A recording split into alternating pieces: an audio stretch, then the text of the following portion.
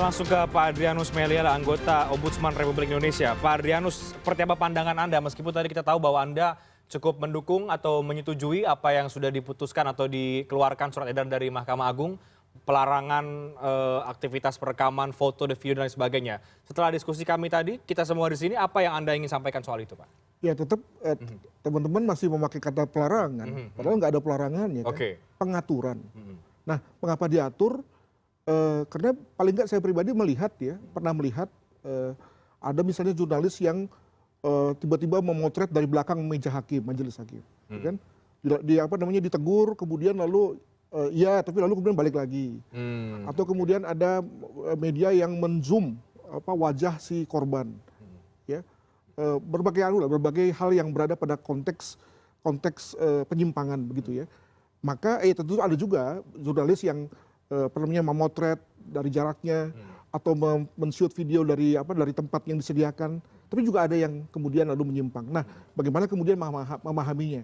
Kalau tadi dikatakan bahwa oleh Mas Isnur bahwa ada kok hakim yang oke, ada kok hakim yang menegur, maka kelihatannya kemudian menimbulkan perbedaan perlakuan kan, maka kemudian kelihatannya diangkat ke tingkat ketua agar kemudian terdapat satu perlakuan yang sama.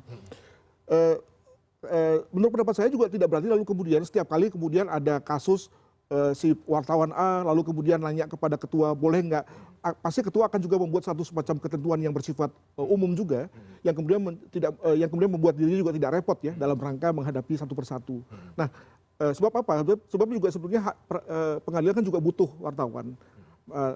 Yang kita kemudian perlu jaga adalah jangan sampai kemudian ada perilaku yang kemudian lalu menjadi meresahkan. Satu hal misalnya harusnya itu sampai diatur dalam sebuah tata tertib sedemikian rupa untuk kemudian meskipun tidak ada kata pelarangan ya, tapi kemudian kalau itu kan harus meminta seizin pengadilan setempat. Kadang-kadang mungkin harus begitu. Sebagai contoh misalnya kita, apalagi ketika kita bicara mengenai publik yang juga tidak ngerti tentang kaidah etika jurnalistik ya, memotret lalu kemudian langsung dia posting. Padahal itu hanya bagian dari persidangan yang memang masih panjang.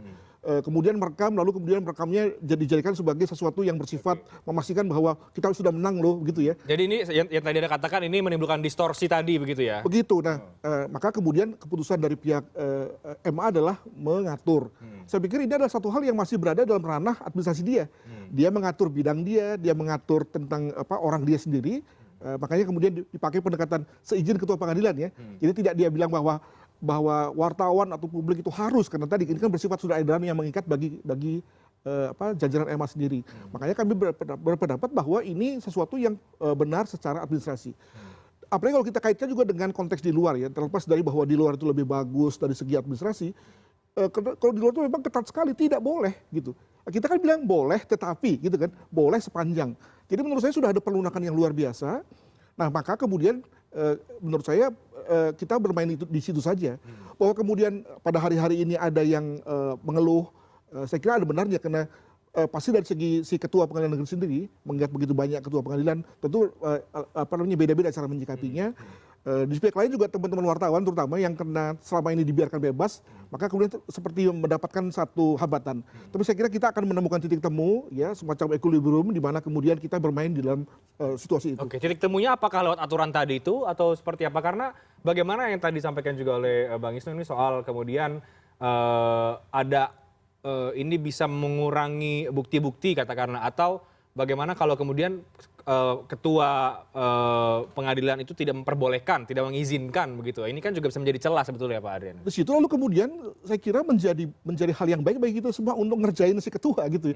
Karena di sini dikatakan bahwa boleh ya kan, terbuka. Di bawahnya di ayat 3 sepanjang kan gitu ya. Nah, maka ketika kemudian si ketua sampai pada keputusan tidak boleh, wah itu udah ceritanya udah lain tuh gitu ya. Maka dalam amatan saya pasti pendekatannya begini, misalnya boleh merekam sepanjang Anda siapa nih? Anda orang menjadi pihak yang terkait nggak misalnya? Yang kedua, boleh memfoto tapi jangan posting ya. Boleh merekam membawa kamera tapi long shoot ya. Jangan zoom. Nah, itu kan hal yang menurut saya bisa diterima kan gitu ya. Oke, baik. Nah, Bang Isnur, apa respon Anda? Kalau itu problemnya berarti harusnya adalah turunannya tentang tata aturan atau etika cara mengambil gambar.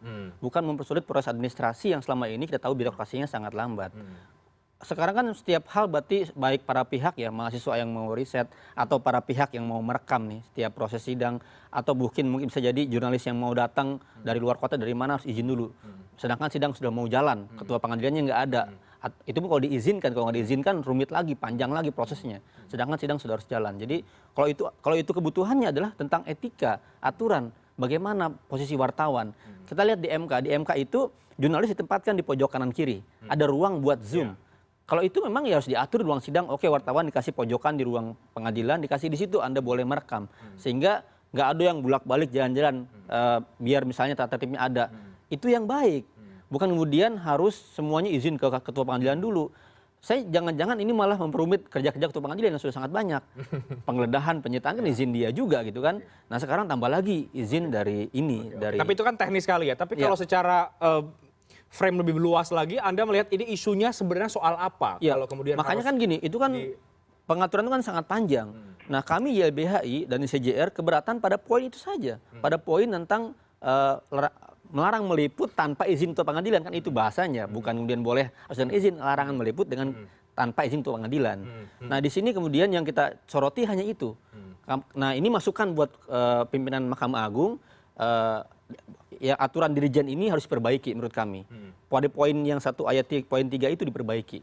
Kami menyoroti bahwa ini pertama, kita penting sekali mendorong MA yang lebih terbuka, akuntabel, dan semua pihak berpartisipasi untuk terlibat dalam menjaga martabat pengadilan. Oke, tapi ini sebenarnya isu adalah soal keterbukaan tadi ya.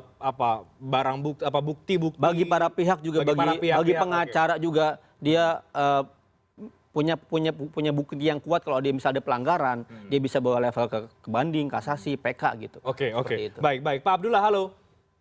Ya, baik Pak. Masih Anda mengikuti ya diskusi kami tadi juga di studio. Seperti apa tanggapan Anda ini Pak soal keterbukaan persidangan, soal untuk mengurangi dampak-dampak yang tidak diinginkan, soal mencegah mafia peradilan. Iya, jadi hakim merasa diawasi. Hakim merasa ada pengawasan, artinya Pak, dari siapapun yang hadir dalam persidangan begitu. Bagaimana MA? Iya, ini masalahnya menjadi bergeser, Mas. Kita tadi kan menyangkut pengambilan foto, rekaman, tetapi dalam diskusi menjadi melebar kemana-mana. Sehingga kekhawatiran disampaikan tadi itu kekhawatiran yang berlebihan, bahkan tidak beralasan. Ya, Mahkamah Agung itu senantiasa terbuka kok, sesuai dengan misi Mahkamah Agung yang keempat. Itu adalah akuntabilitas dan transparansi, itu dijamin di dalam misi Mahkamah Agung itu sendiri. Kalau transparansi ini dikurangi ya tentunya akan berdampak. Jadi kalau fokusnya pada pengambilan gambar, ya pengambilan gambar saja, tidak perlu melebar kemana-mana. Kalau pada pengawasan, itu ada badan pengawasan, ada komisi yudisial, ada teman-teman media yang selalu merekam kejadian, disampaikan pada publik, sehingga publik secara tidak langsung juga turut mengawasi.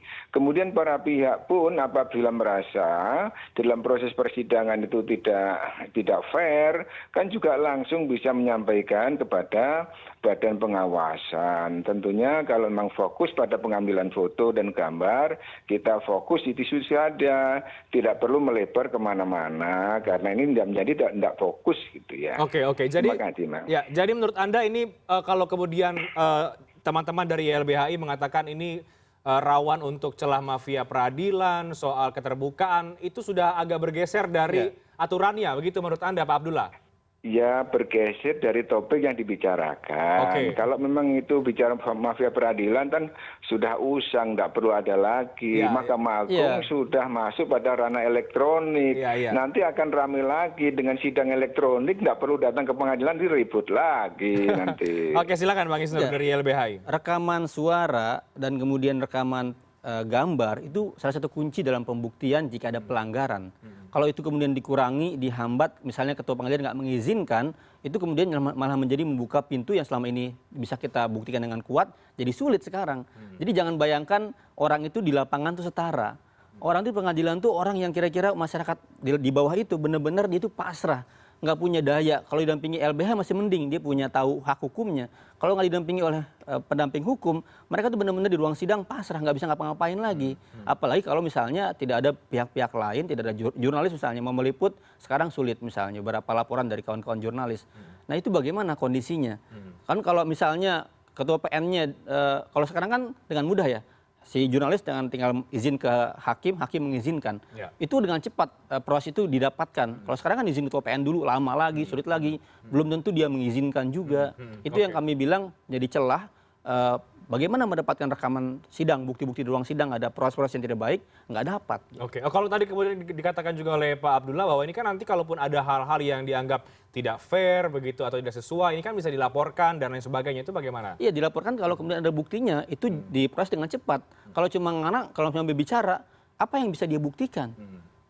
Orang hanya ada 3 pihak saja, lawyer, kemudian hakim dan jaksa, satu orang lagi misalnya tersangka atau dia sebagai penggugat. Oke. Nah kalau dia nggak punya rekaman itu, dia nggak diizinkan dalam ruang sidang, dia nggak boleh merekam karena ketua pengadilan nggak mengizinkan. Bagaimana dia bisa membuktikan ada sebuah pelanggaran? Oke, baik. Pak Adrianus, relevan tidak kalau kita bahas soal kemudian ini soal gambar, video, tapi juga ini bicara soal mafia peradilan, soal keterbukaan, transparansi persidangan, pengawasan terhadap hakim. Menurut Anda bagaimana, Pak?